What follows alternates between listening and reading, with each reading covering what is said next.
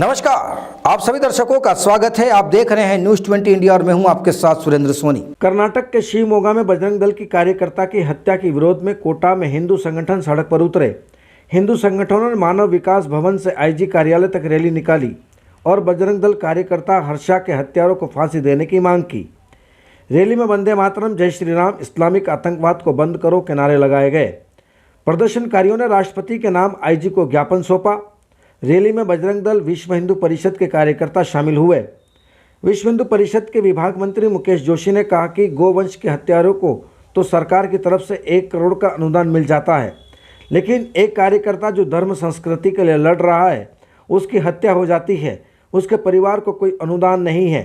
हर्षा को पिछले 3 सालों से धमकियां मिल रही थी, प्रशासन को चेताया था, उसके बाद भी उसकी हत्या कर दी गई। हर्षा घर में इकलौता कमाने वाला था। हर्षा की हत्या करने वाले मुस्लिम लोग थे। हमारी मांग है कि जिन्होंने हत्या की उन्हें फांसी दी जानी चाहिए। पीड़ित परिवार को सरकारी नौकरी मिलनी चाहिए। अगर सरकार ने मांगे नहीं मानी तो बजरंग दल चुप नहीं बैठेगा। विश्व हिंदू परिषद के प्रांतीय अध्यक्ष प्रताप सिंह नागदा ने कहा कि सरकार बजरंग दल को शौर्य दिवस के लिए स्वीकृति नहीं देते हैं।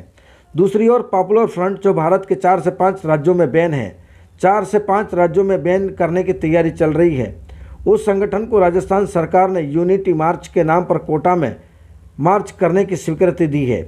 राजस्थान सरकार त्रुटिकरण की नीति अपनाकर मुस्लिम वोट बैंक के लिए अलग अलग कार्य में लगी है।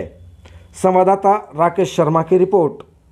पिछले दिनों यहाँ देखा होगा, जो संगठन पॉपुलर फ्रंट भारत के 4-5 राज्यों में बैन है, 4-5 राज्यों में बैन करने की तैयारी चल रही है, उस संगठन को राजस्थान सरकार ने यूनिटी मार्च के नाम पर कोटा में यूनिटी मार्च करने के लिए जो स्वीकृति दी, ये निंदनीय स्वीकृति है। क्योंकि एक तरफ तो आप बजरंग दल को शौर्य दिवस के लिए स्वीकृति नहीं देते हो और पॉपुलर फ्रंट जो बहुत से राज्यों में बैन हो रहा है उसको आप यूनिटी मार्च के लिए कोटा में स्वीकृति दे रहे हो। कोटा बहुत बड़ा एजुकेशन हब है, इस पर क्या असर पड़ेगा ये राजस्थान सरकार को पता नहीं है।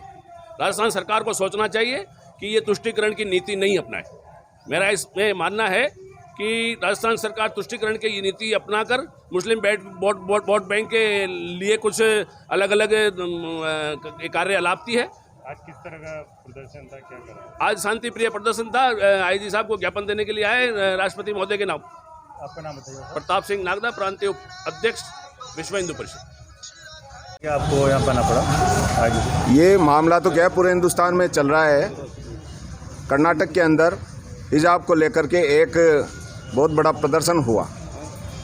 बात भी सही है, हमारे कार्यकर्ता कहते हैं अगर ये मुस्लिम महिलाएं हिजाब पहन करके अगर कॉलेज जाना चाहती है और वहाँ पढ़ाई करने के लिए बैठना चाहती है, तो फिर ये जो नमाज पढ़ने के लिए टोपी लगा के जालीदार बंडा पजामा और लंबा कुर्ता पहन करके जो मुसलमान नमाज पढ़ने के लिए जाते हैं, वो कॉलेज जाते समय सूट बूट में क्यों आ जाते हैं?